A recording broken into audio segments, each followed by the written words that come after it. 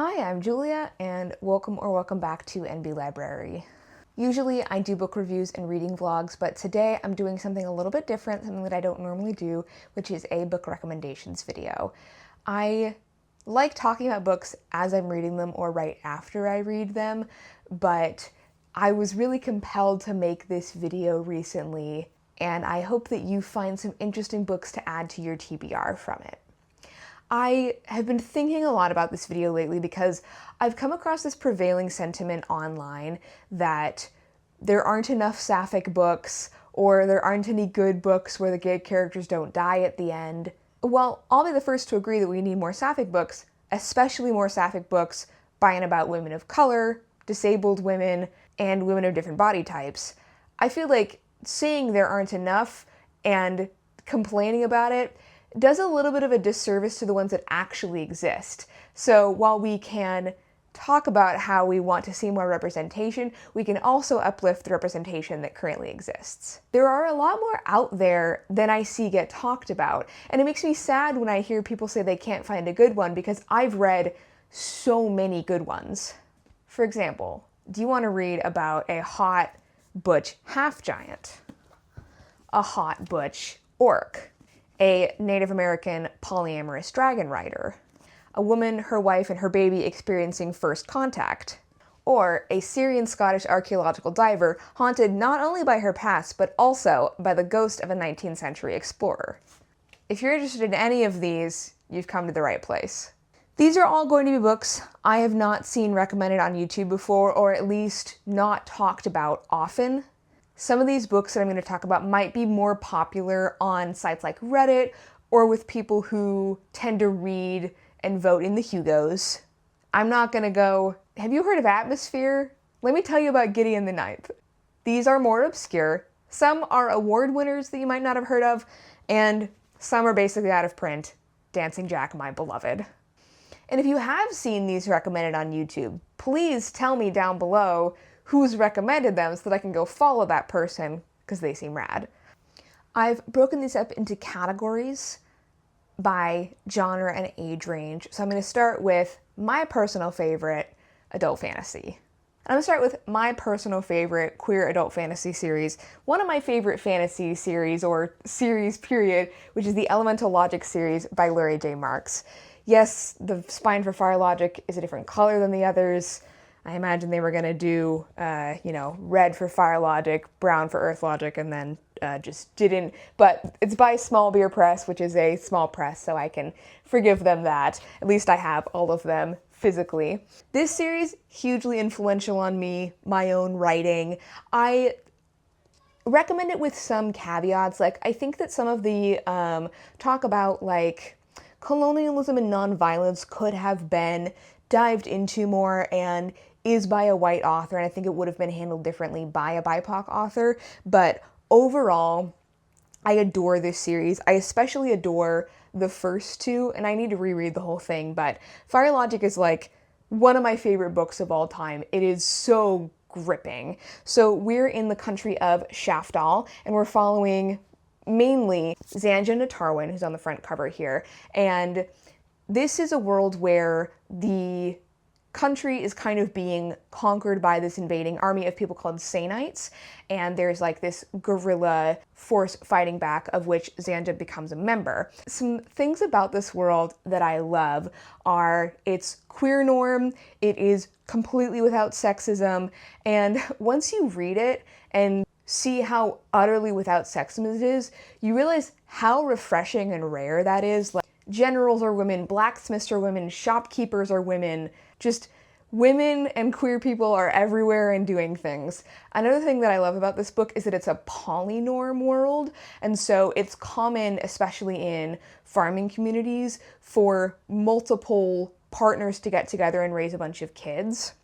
And this is like the found family series. By the end of it, there is a family of 3 couples, one of which is a gay couple, one of which is lesbian, one of which is straight, and Zanja and her wife Karis, who's the hot half-giant, are one of those couples. This does have magic, the like logic, in the titles, but it is like a very subtle and not flashy magic, and it is mostly about like politics and loyalty, but also so many good details of chores being done, and the leaders of the country like do chores just as much as other people. Sorry, my dog's in here. And so you're not just following the politics and people talking in rooms. Like, people are talking in the kitchen while they're baking a pie, but they're talking about like important things going on and plans for the country, and I just love that. Another book by Laurie J. Marks that I adore, and I don't think I mentioned, but the Elemental Logic series is by Laurie J. Marks, is Dancing Jack, which is kind of a prototype for the Elemental Logic series. I love this cover. It's so weird. This is back in print. You can buy it in ebook form. I know from the author's website, and I think maybe on other ebook websites as well. This is about a woman, Ash, who has been living in isolation on her family's farm by herself for years after a failed revolution, but she's drawn back together with an old friend who becomes her lover, Reese, who's a steamboat captain. The women in this book, as in the Elemental Logic series, are so competent, and they're constantly doing things, and they're middle-aged. This also has very subtle magic in it. And I want more people to read this so I can talk to them about it, because a few things happen in here that I don't quite understand, and I've never had anyone to explain it to me. Maybe I should just email the author. Next in my Sapphic fantasy pantheon are The Unspoken Name and The Thousand Eyes duology by A.K. Larkwood. A.K. Larkwood is finally coming out with another book next year that I'm very excited about.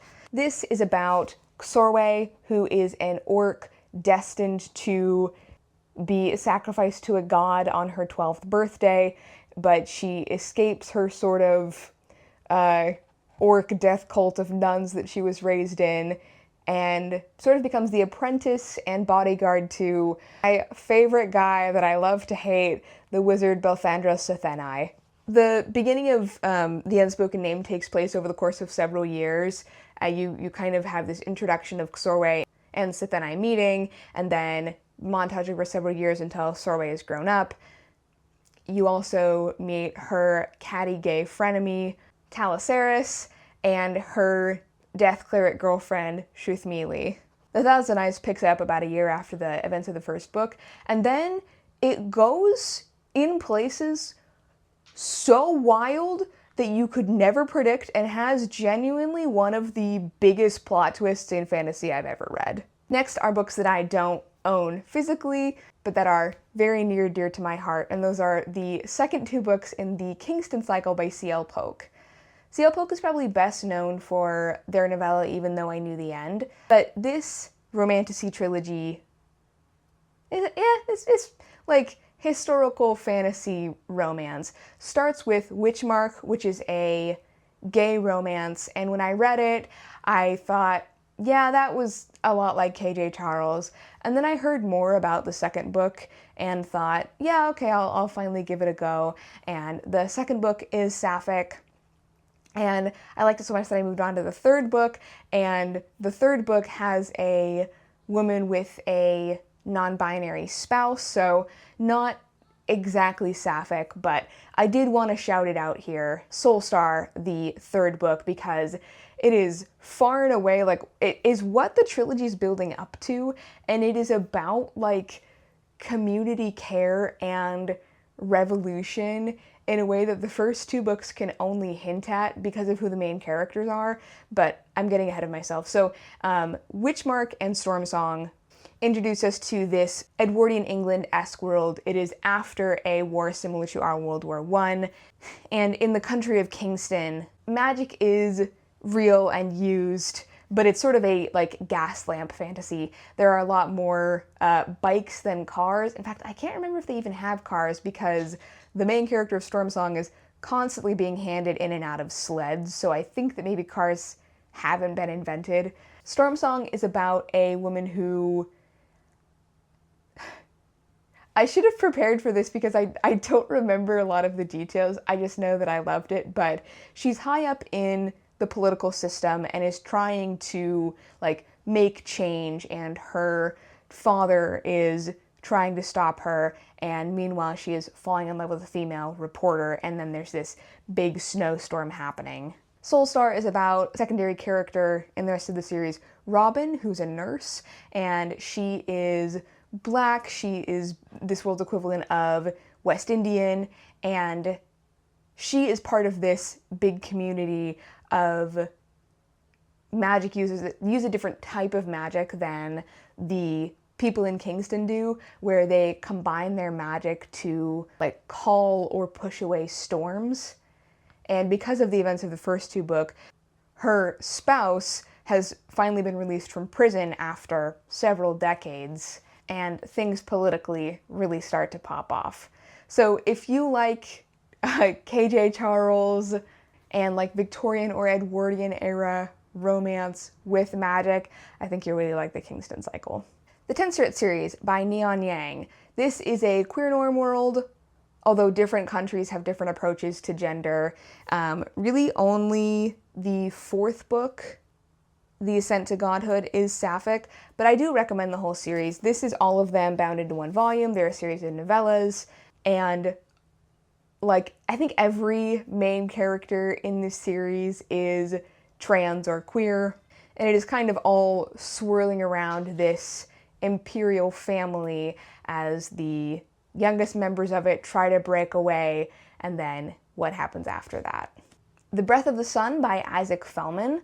This one is really hard to get a hold of because it's published by Aqueduct Press, a Seattle-based feminist small press, and was originally published under Isaac Fellman's old name, but I was able to get it from my library, and I really enjoyed it. The main character is Sapphic, and that's not a big part of the book. The main part is that she is a sort of like Sherpa mountain climber, and a woman that she's in a toxic friendship with convinces her to go climb this unclimbable mountain where God is rumored to live. And so it had so many details similar to an Everest climb that I find really interesting.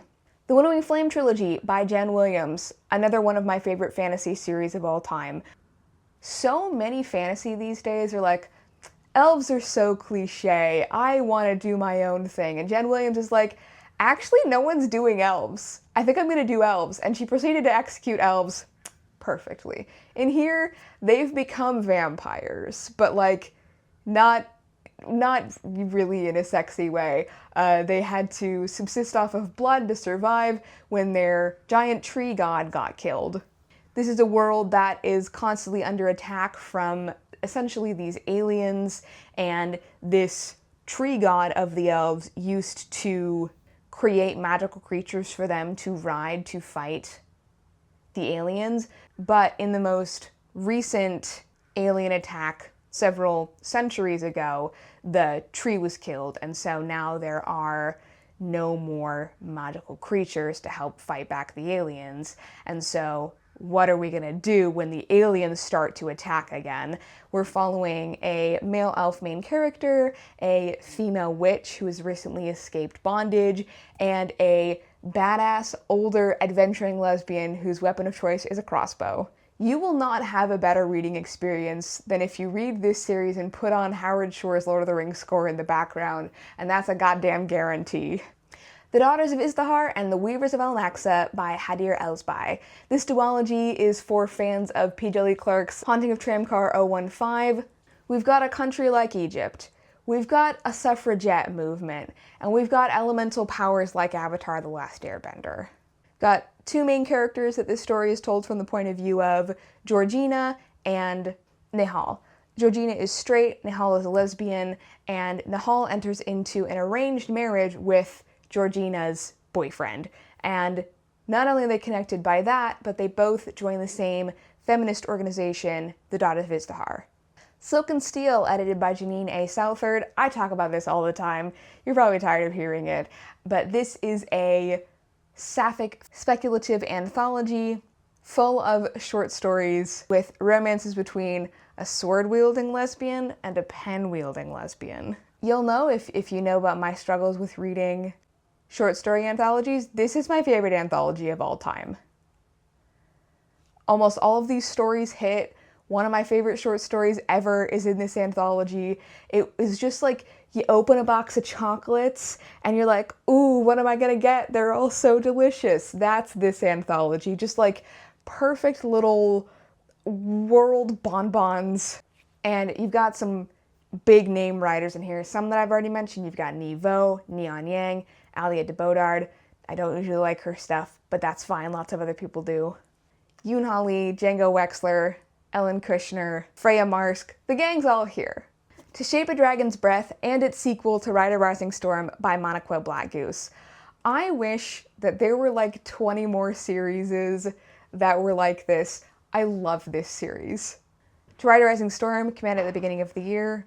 It's one of my favorite books of the year. This is about a dragon riding academy in there's a lot of like alternate history, alternate Earths on this list, but this is sort of like alternate North America, and instead of England being the big power, it's kind of like the Norse countries, and so the religion is very Nordic, as are the names.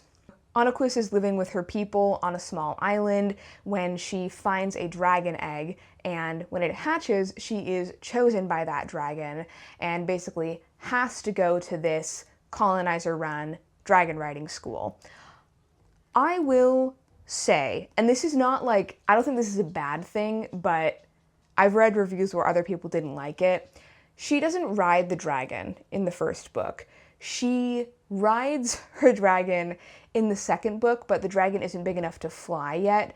This is more like a slice of life, steampunk-ish school story. So it's not Fourth Wing, she's not riding the dragon right away, but it is about manners and navigating the society, making friends, and Anaquis is just so mature and well-spoken. Not to say that she doesn't have flaws and that she's not slightly sheltered or stubborn, but she is always the adult in any room, is so level-headed, and I love her to bits. Brighter Than Scale, Swifter Than Flame, also by Neon Yang. This is a novella that just came out last year in the Lady Knights subgenre.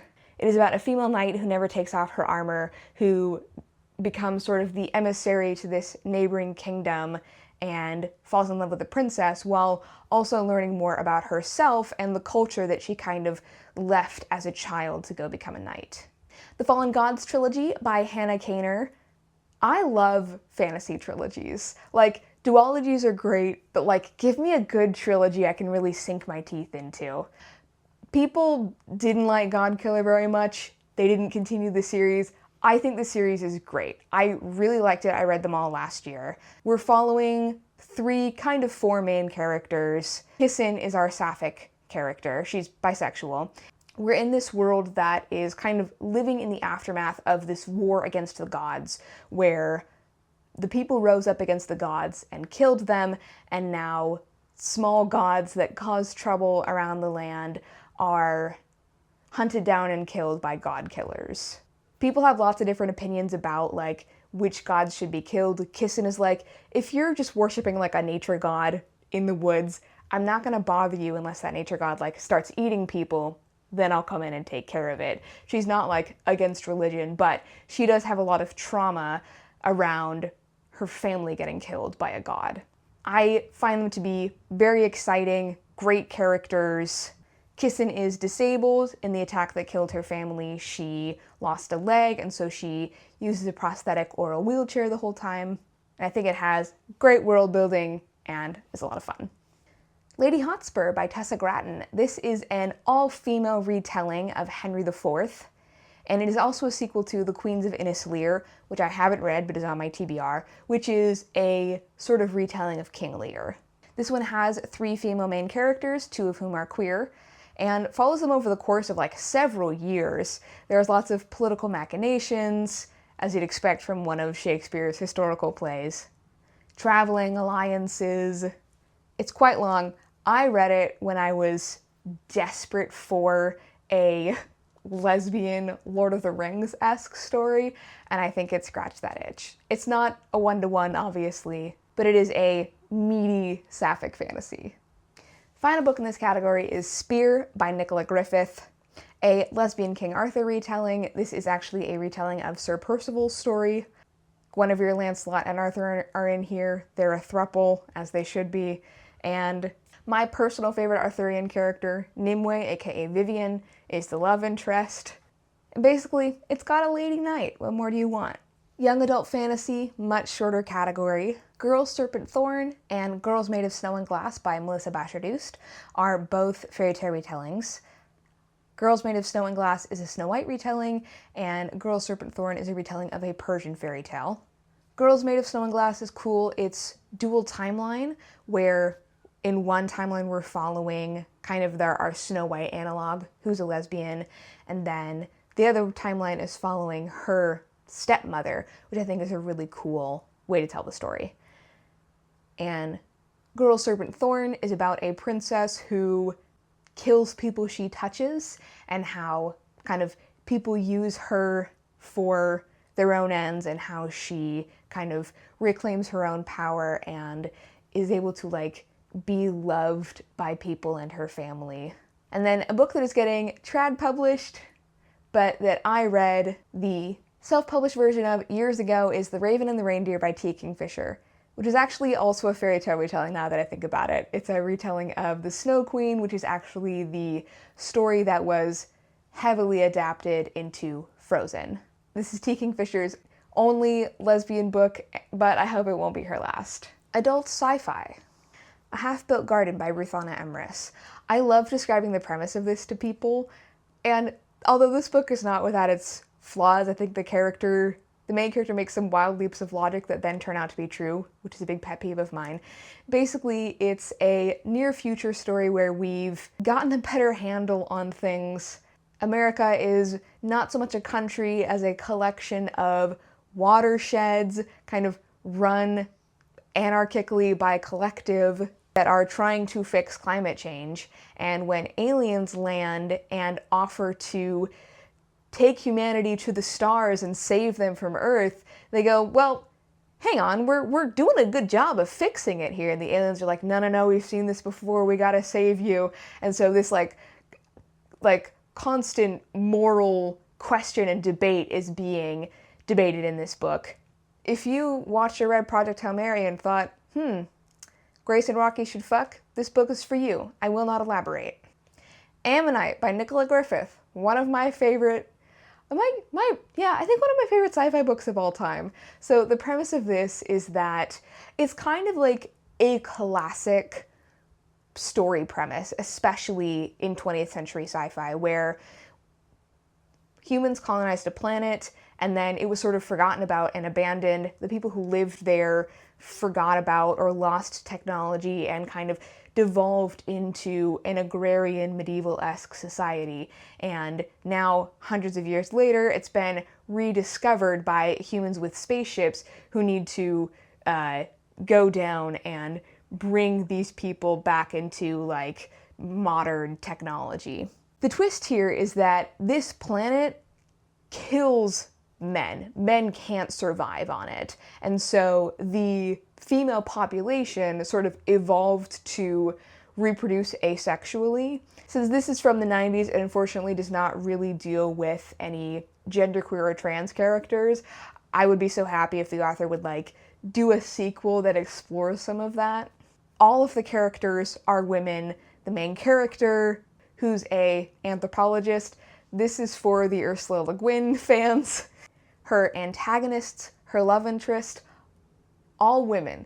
The women are competent. The women are doing things. The women are doing science. The women are riding horses. The women are farming. I love women. Women are my favorite guy. The Telling by Ursula Le Guin, for the Ursula Le Guin fans. If you read Left Hand of Darkness and thought, what if that, but with lesbians? No one's told you about this book, and they're doing you a disservice. But come here. I'm going to tell you about this book. Don't worry. This is in the Hainish cycle. I believe this is actually the last book that Le Guin wrote and published in the Hainish cycle. Main character Seti is an anthropologist, And this book has such a beautiful internal moral debate going on. Seti is from an Earth that was kind of ravaged and attacked by religious extremists. Her girlfriend was killed, and she decided to kind of escape and join this team on this other planet. And on this planet, religion is being suppressed, and Seti finds herself arguing on the side of religious people, even as she herself is grappling with this trauma created by religious extremism. Her girlfriend is dead before the book starts. I wouldn't necessarily say that she's fridged, and Seti does have a relationship with another woman, but it's not a romance. But I think that Seti being a lesbian is really important to the book, and as a Queer Le Guin fan, it just makes me so happy that she wrote an explicitly queer protagonist. And to boot, it's a beautiful book. The Made by Courier duology by Hana Lee. This is a polyamorous romance. We're kind of following three main characters, though mostly our titular Mage Bite Courier, Jin Lu. This is sort of fantasy sci-fi. We're clearly on another planet. There's dinosaurs, but also certain people are mages and they use their mage power to ride motorcycles through the wasteland. So it's Mad Max on another planet with dinosaurs, and the main character is bisexual. I wouldn't say that this series necessarily sticks in my mind, but it's super fun, and it's the only time where I didn't get a sex scene, and I was really bummed about it. Some Desperate Glory by Emily Tesh. I wouldn't necessarily call this one under the radar. It was nominated for a Hugo. It may have even won, I can't remember, but I don't see it talked about on here very often. This book is a masterclass in having an unlikable main character who you still deeply sympathize with, because she's a woman raised by a misogynistic fascist death cult. And she grows up thinking, I'm the top of my class, they're gonna assign me to an important role when I graduate, and what she gets assigned to is baby making. And that starts her journey of starting to see the flaws in this cult, but it takes her a while to kind of deprogram. And then it gets really weird. There's alternate reality stuff. I love the relationship with the main character and her siblings, and it's standalone, and I think it wraps up really perfectly. Not for Use in Navigation and You Are Here by Ayana Dutt Sharma. Ayana Dutt Sharma is one of my favorite authors, my favorite short story author. They have written a few novellas, but have yet to release a full-length novel. When I'm writing short stories, I like to think, what would Ayana Dutt Sharma do? Why? They'd add lesbians. There are stories in these collections that are both sci-fi and fantasy, but they're almost all queer, they're kind, and if you like Becky Chambers, I think you will really like these short stories.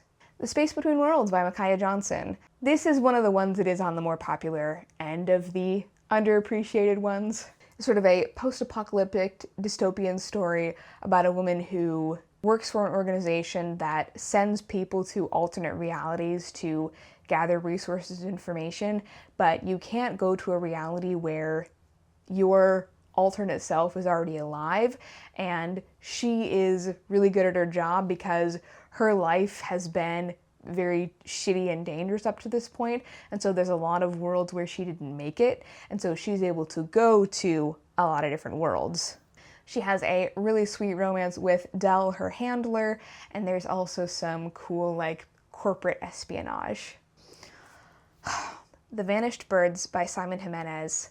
I know I'm using a lot of superlatives, but truly one of my favorite sci-fi novels ever, and one of the most incredible debut books I've ever read. I know everyone loves The Spirit Cuts Through Water, and I was eagerly awaiting that one because I loved The Vanished Birds so much. I was not necessarily disappointed by The Spirit Cuts Through Water, but it is so different from this book that I was, I guess, just disappointed by what I'd been expecting. And the Sapphic character in this book is not like the main character, but she is a point of view character, and she's very important within the story. We're in a world where you've got almost as fast as light travel, and so pilot Nia Amani has this contract, and she ends up sort of adopting this boy who has a special ability in his blood, and she is tasked to live with him on a spaceship, constantly traveling while his blood is tested. And that spaceship crew has a wonderful found family that like isn't in it for that long, but it's so beautifully drawn. And Nia gains the family member Arrow Ace King Sartoris Moth, who I love, and her adopted son, who she basically raises for 15 years.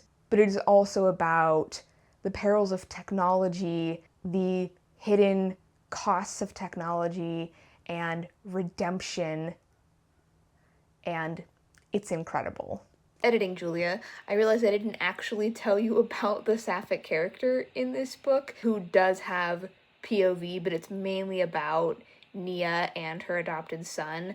The Sapphic character, who is the kind of immortal tech genius, is the designer of these space stations that most of humanity lives on in space, and she's immortal because she's kind of been in and out of cryosleep for 1,000 years, and she is very complicated, but I think some of the most, like, memorable scenes for me in this book, and the most, like, emotion and air-punching moments come from her trying to undo bad things that she did. I just wanted to clarify that because I don't feel like I talked about her enough. Final book in this category, No Shelter But the Stars by Virginia Black. This is self-published, so it might be kind of hard to get a hold of. I was able to get it from my library. The ebook's available online.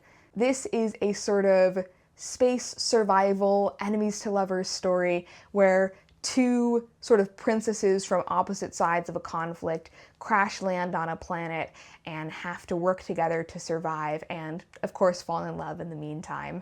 Enemies to lovers these days is usually like, oh, on my first day at work he was rude to me, but then by page 15 we were in love. But this is like, they're trying to kill each other, but they have to work together. And it had like kind of the Martian-esque survival where they're having to like figure things out and cobble together technology that I really liked. Adult contemporary. Last Night in Nuuk, also known in some versions of its publishing history as Crimson, by Nivea Corneliusson. This is either the first book published by an author from Greenland or first book published by a indigenous author from Greenland. I'm not sure. This is kind of a interconnected book of novellas all about these young characters living in Greenland, skipping college classes, going to parties.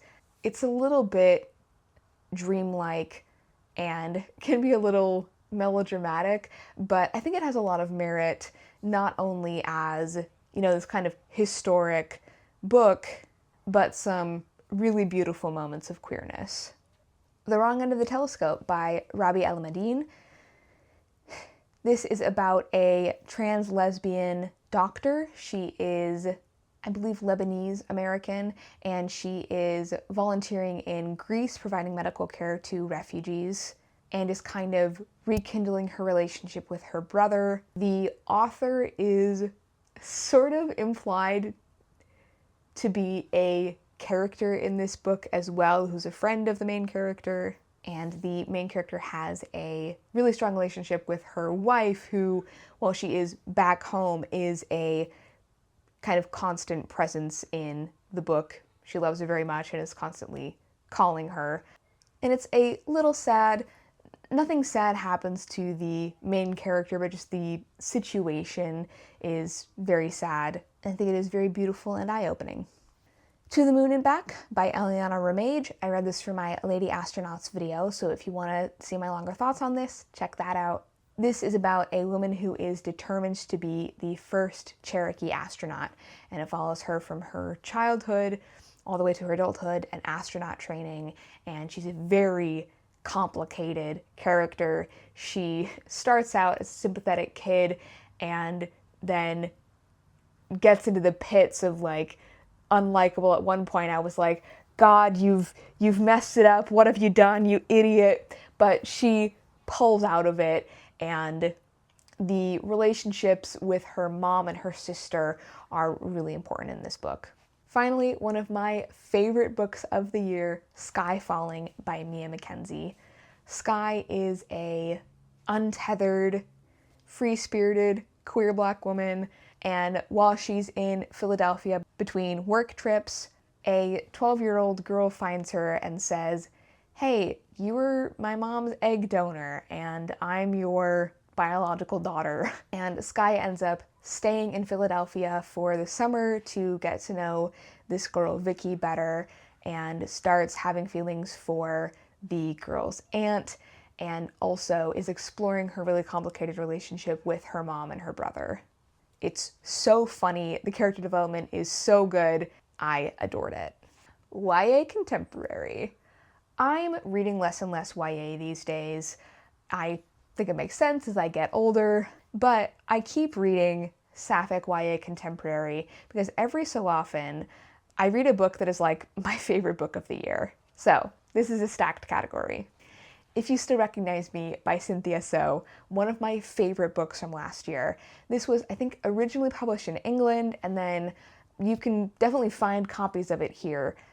So I think it was also picked up by an American publisher. This is about a young woman whose family is from Hong Kong, living in the UK. It's her summer after graduating secondary school. She's off to university, but she wants to do a few things before then. She wants to tell her online crush, who's American, how she feels about her, and she wants to help her crush's grandma find her long-lost lady love. But an old friend who moved back to Hong Kong and has returned for school has come back into her life and is complicating this crush with her online friend. This book is so good. It talks about online friendship and online fandom, queer fandoms where the most popular ship is gay, but there's this great sapphic ship that no one is talking about, comic book fandom, relationships between you and your friends, and how that changes when someone you like comes along and how you can kind of juggle those things. I recommended this to a friend and they gave it 5 stars, so you might as well. Another one of my favorite books from last year, The Lesbiana's Guide to Catholic School by Sonora Reyes.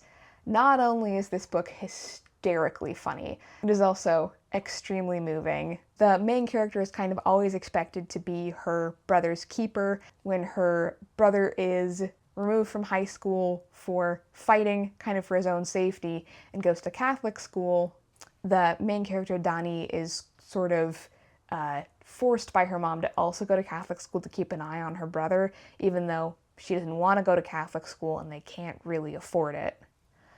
Also, she and her brother really miss their dad, who was deported and lives in Mexico now, who they rarely get to see. But at Catholic school, Dani starts crushing on the only out lesbian, Bo, a Chinese adoptee.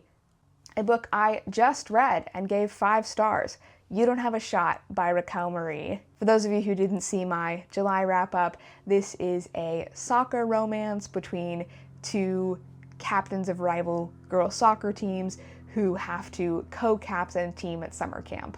The main character is my favorite type of unlikable character, unlikable but deeply sympathetic. She's uptight, she's been told that her only worth is through soccer, and so she thinks that other people are only worth something if they're good at soccer, and has to unlearn that. While nursing this rivals to friends to the crush relationship with her co-captain, Leticia, and the banter made me scream. Thirsty and We Deserve Monuments by Jas Hammonds. 2 very different books, both handling kind of heavy topics, but never feel like downers.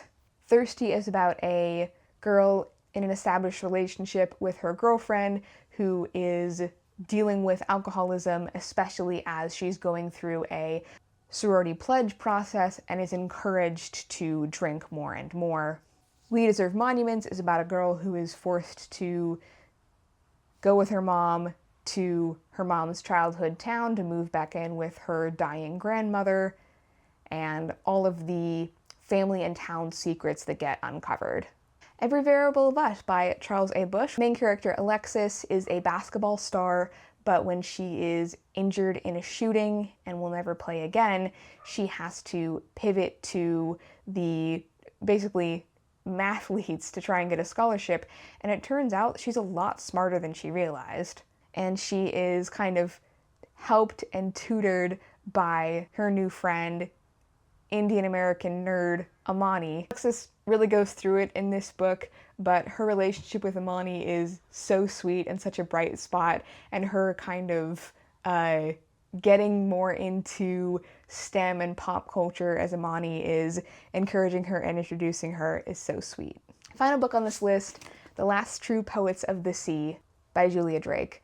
This is loosely a 12th Night retelling. Basically, the main character, Violet, is sent to go live with her uncle for the summer on the East Coast, while her twin brother is recovering from a suicide attempt. She is dealing a lot with this kind of partying lifestyle that she had while she was living in New York, and really blames herself for not seeing the signs, her brother's mental health struggles. And so she's trying to turn over a new leaf in this town. She makes friends with a boy named Orion, who also works at the aquarium that she's working at, and she's helping him try and woo this girl named Liv, who she is also starting to fall in love with.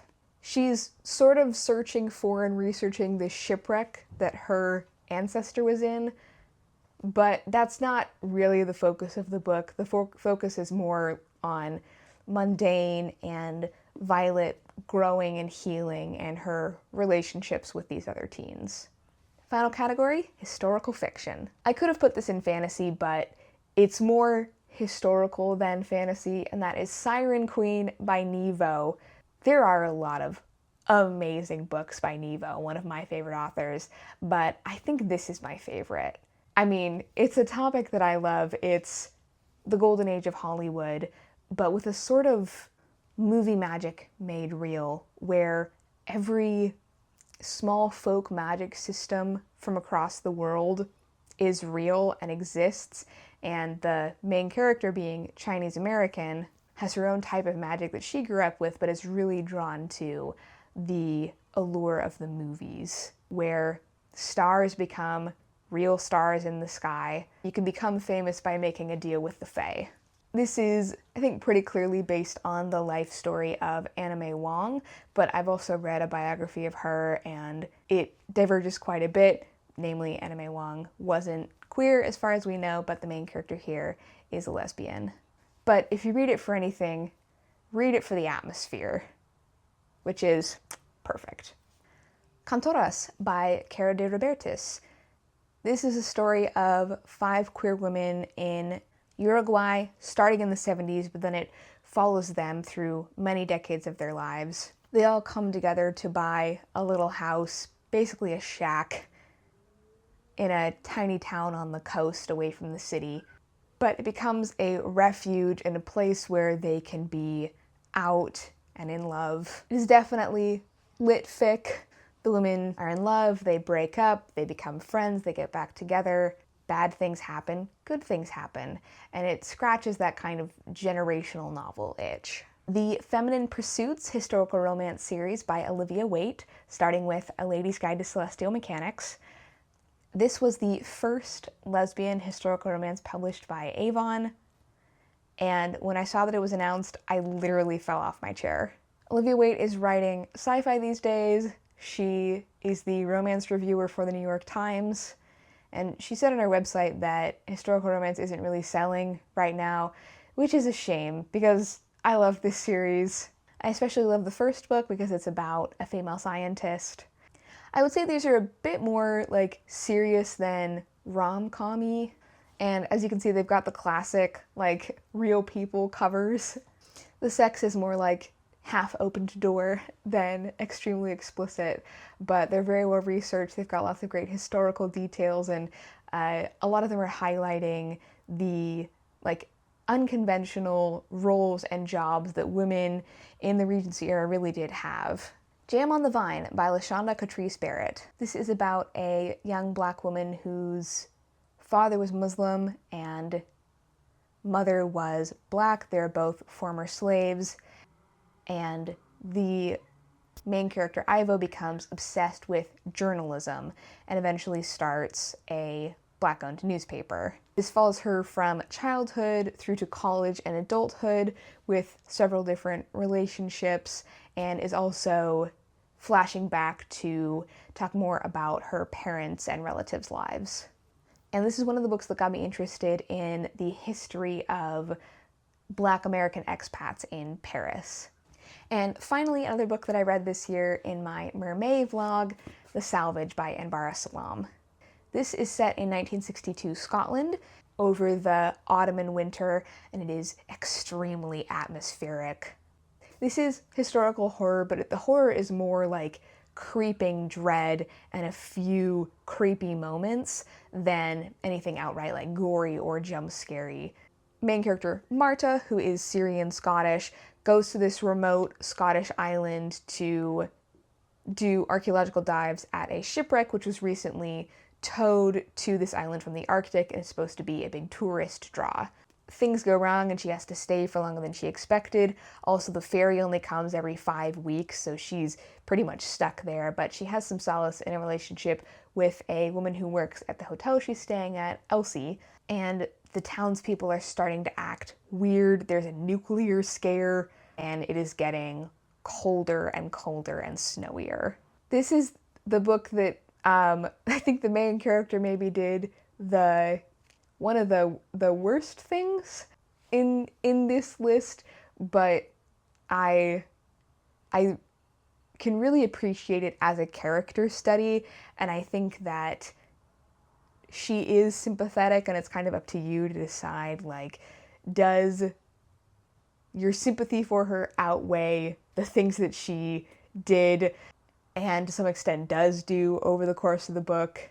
But she's such an outsider on this island, being non-white, non-Christian, non-local, that you're also, or at least I was, really rooting for her. That is over 50 Sapphic books that I think deserve more attention. There are many more I could have included, books that I liked okay, and there's room for that. There's room for just a fluffy YA romance that you're going to forget in a few days. There's room for books that are not to my taste but might be to yours. If you start digging, there are so many great Sapphic books out there, and I hope that in the next few years in my lifetime, there's going to be more than I could ever read and Sapphic books to enjoy for years and years to come. Thanks so much for watching, and I'll see you next time.